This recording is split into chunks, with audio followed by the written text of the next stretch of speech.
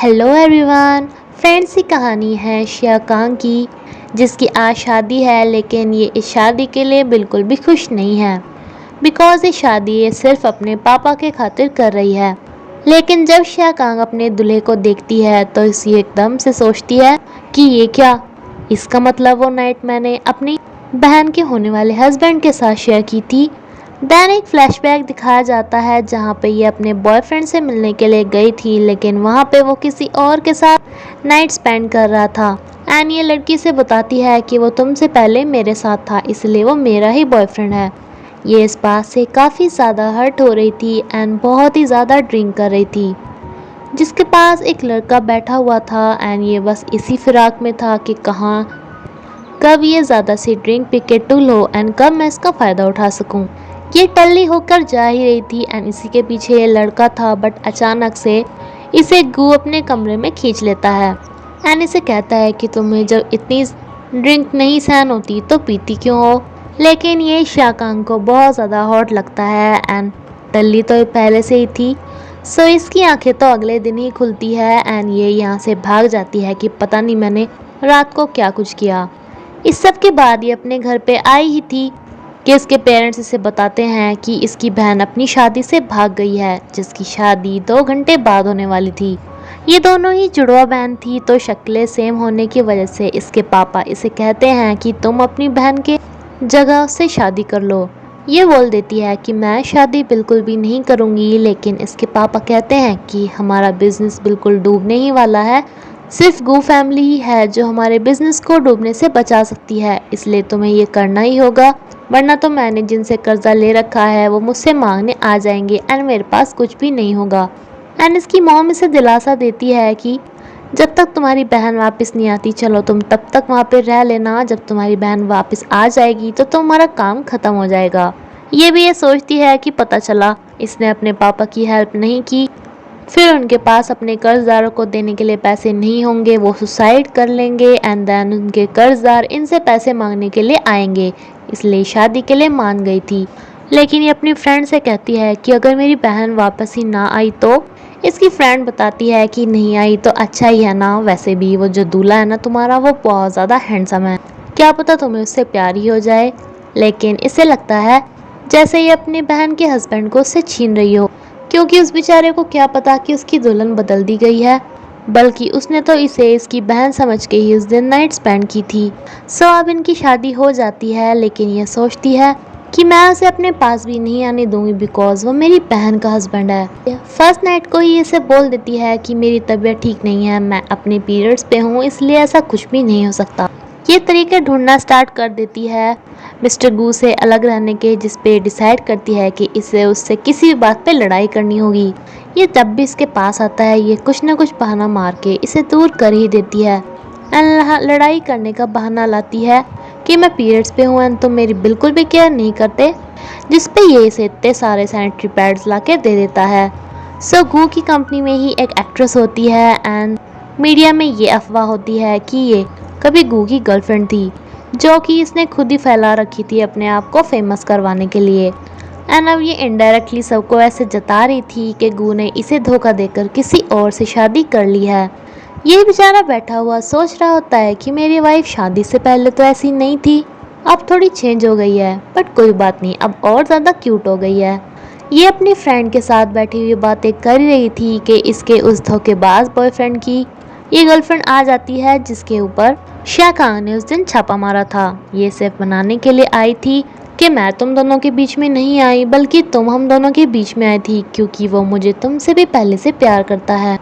लेकिन शियाकांग की फ्रेंड इसे बताती है कि तुम्हें ना गलतफहमी हुई है, ये तुम्हारी वो फ्रेंड नहीं है, बल्कि ये तो उसकी बहन है जिसकी शादी अब इतने बड़े अमीर से हुई है, तुम इसे परेशान मत करो। दूसरी तरफ इसका मन होता है कि ये अपनी वाइफ से बात करे, जो कि इसके पास फ़ोन मिलाता है, लेकिन इसकी होने वाली पत्नी तो कब की भाग चुकी थी, जो कि इसका फ़ोन कहाँ उठाने वाली थी।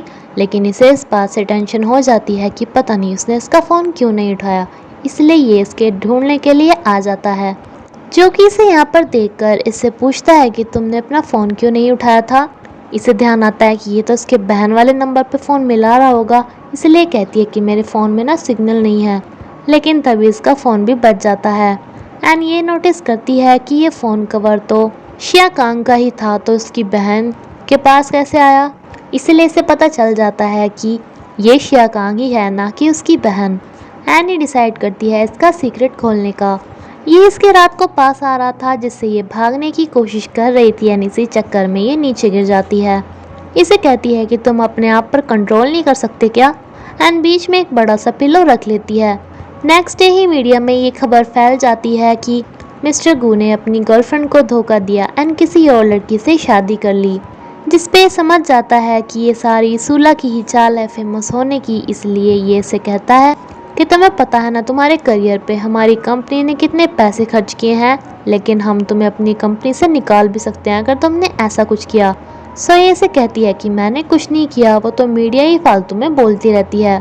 शिया कांग भी देखती है कि इंटरनेट पे सभी इसे इतनी सारी गालियां दे रहे हैं, साथ में इन्हीं की फोटो भी थी कि इस लड़की ने पक्का मिस्टर गू के साथ नाइट स्पेंड करके उसे सेड्यूस करके उसे ब्लैकमेल किया होगा, एंड देन मिस्टर गू को इससे शादी करनी पड़ गई होगी, इसलिए उसने अपनी गर्लफ्रेंड को भी छोड़ दिया। इसे काफ़ी ज़्यादा गुस्सा आता है एंड ये इस पे कमेंट्स करना स्टार्ट कर देती है कि मैंने ऐसा कुछ भी नहीं किया था। लेकिन उस एक्ट्रेस के फैंस इतने ज़्यादा होते हैं कि वो इसी का अकाउंट बंद करवा देते हैं। ये अपनी फ्रेंड के अकाउंट से कमेंट करना चाहती थी, लेकिन इसकी फ्रेंड के साथ भी सेम यही हुआ था, उसका भी अकाउंट बैन हो चुका था। घर पे आते ही इससे बहस करना स्टार्ट कर देती है कि देखो तुम्हारे मैटर्स की वजह से लोग मुझे इतनी गालियाँ सुना रहे हैं जिसे तुम्हारे साथ कोई लेना देना भी नहीं है। एंड इसे बहाना मिल जाता है इसके साथ लड़ाई करके अपने घर वापस जाने का। जेने कहती है कि मेरी बहन तो वापस आई नहीं, इसलिए मैं घर वापस आ गई। इसके पेरेंट्स से कहते हैं कि बहन वापस नहीं आई तो तुम्हें उसके साथ हमेशा रहो ना, बट ये कहती है कि वो मेरी बहन से शादी करना चाहता था, तो ऐसे तो मैं उसे धोखा दे रही हूँ ना। ये इसे लंच पे बुला के कहता है कि जैसे कि तुमने डिज़ाइनिंग में मेजर की है तो तुम हमारी कंपनी में आ सकती हो, लेकिन इसने कोई डिज़ाइनिंग वगैरह नहीं की थी, वो तो इसकी बहन ने की थी, इसलिए बोल देती है कि मुझे काम करने का कोई शौक़ नहीं है। सूला ने जो मीडिया में खबर फैलाई थी, इस वजह से मिस्टर गू इसकी एंडोर्समेंट कैंसिल करा देते हैं। इसे कहते हैं कि जो तुमने किया उसकी सज़ा तुम्हें मिली है, लेकिन ये इसे बताती है कि सॉरी बट मैंने वो सब इसलिए किया बिकॉज मैं तुम्हें बहुत ज़्यादा लाइक करती हूँ। गू इसे बोल देता है कि मैं तुम्हें बिल्कुल भी इंटरेस्टेड नहीं हूँ, एंड दूसरी बात ये कि मेरी शादी हो चुकी है। लेकिन इसने ठान लिया था कि गू को तो अपने साइड ये करके ही रहेगी। इसकी फ्रेंड इसे सलाह देती है कि तुम्हें अपनी बहन जैसे ही बनना होगा, वरना तो उसे तुम पे शक हो जाएगा। इसकी बहन बिल्कुल भी जंक फूड नहीं खाती थी, लेकिन इसे बहुत ज़्यादा शौक था, जिस पे थोड़ा सोचता है, लेकिन अगले ही दिन इसे अपने सारे जंक फूड बंद करने पड़ जाते हैं। इसकी बहन बिल्कुल भी शरारती नहीं थी, इसलिए इसे काफ़ी मैनर्स में रह के काम करना पड़ता है एंड इसके लिए खाना भी बनाना पड़ता है, लेकिन इसके हाथ का खाना बहुत ज़्यादा गंदा था। इसकी फ्रेंड ने तो इसे ये भी सलाह दी थी कि इसे मिस्टर गू को अपने से दूर नहीं करना चाहिए, वरना उसे शक हो जाएगा, लेकिन ये इससे नहीं हो पाता। ये किसी न किसी तरह इसे दूर भगाती ही रहती है। इसे कहती है कि मुझे ना फोबिया है, बट ये कहता है कि ठीक है मैं तुम्हारा फोबिया दूर करने की ट्राई करूँगा। अभी ये से बोल के चली जाती है कि मैं नहाने के लिए जा रही हूँ, एंड पानी में नींद की गोली मिला के इसके लिए ले आती है, साथ में अपने आप भी पीती है। ये इसके पास आ ही रहा था एंड काउंट डाउन कर रही थी कि 3, 2। नेक्स्ट डे ये सोचती है कि इसने कुछ कर तो नहीं दिया, लेकिन इसका हस्बैंड इसे बताता है कि मैं तुम्हारी परमिशन के बिना कुछ भी नहीं करूँगा। अगले दिन ये ऐसे ही घूमने के लिए जा ही रही थी कि उस एक्ट्रेस के फैंस इसे मारने के लिए आ जाते हैं कि यही है वो लड़की जिसने मिस्टर गू को सेड्यूस किया। लेकिन तभी मिस्टर गू यहाँ पे आके इसे ले जाते हैं एंड इसे गले लगा के कहता है कि सॉरी मैं तुम्हें प्रोटेक्ट नहीं कर पाया, ये सारी मेरी गलती है। ये अपनी फ्रेंड के साथ ड्रिंक करती है एंड जंक फूड भी खाती है एंड इसे बताती है कि वैसे वो गू है बहुत ज़्यादा हैंडसम एंड अच्छा भी। इसने काफ़ी ज़्यादा पी ली थी। इसका ये मेल फ्रेंड इसे घर छोड़ने के लिए जाना चाहता था, लेकिन तभी अपनी उस एक्स को देख लेती है एंड कहती है कि इसे तो मैं ये ईंट मारूंगी, वो भी सर में। इसका पर्स यहीं पर ही गिर जाता है, जिसे कि इसके एक्स की ये गर्लफ्रेंड उठा लेती है एंड इसमें से इसका फ़ोन अपने पास ही रख लेती है। गू यहाँ से जा ही रहा था कि ये देखता है कि कोई लड़का इसे अपनी कार में बिठा रहा है, जो कि दरअसल इसका फ्रेंड ही था। ये इसे घर छोड़ने के लिए जा रहा था, लेकिन गू इसे एक शॉट लगाता है एंड अपनी वाइफ को लेकर यहाँ से चला जाता है।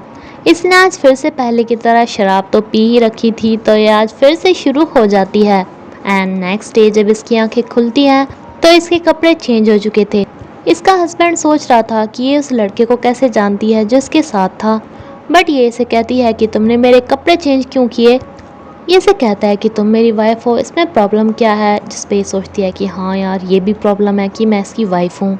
ये इसे डांटने वाली थी, लेकिन ये इसे गिफ्ट देकर कहता है कि आगे से अगर तुमने इतनी शराब पी ना तो तुम्हारी टांगें तोड़ दूंगा। है कि मैं तुम्हें एंड तुम्हारी वाइफ को डिनर पे बुलाना चाहती हूँ बिकॉज मुझे तुम्हारी वाइफ से माफ़ी मांगनी है। पहले तो ये मना करता है, लेकिन जब ये कहती है कि उसकी एक बेस्ट फ्रेंड भी है, वो भी उससे मिलना चाहती है, तो ये मान जाता है। डिनर पे आके ये सोच रही थी कि शायद ये हमारा फर्स्ट डेट है, लेकिन इन दोनों को ये देखकर यहाँ पे चौंक जाती है। एंड इसकी ये बेस्ट फ्रेंड इन्हें बताना स्टार्ट कर देती है कि ये वो लड़की नहीं है जिसे ये सोच रहा है, ये तो उसकी बहन है।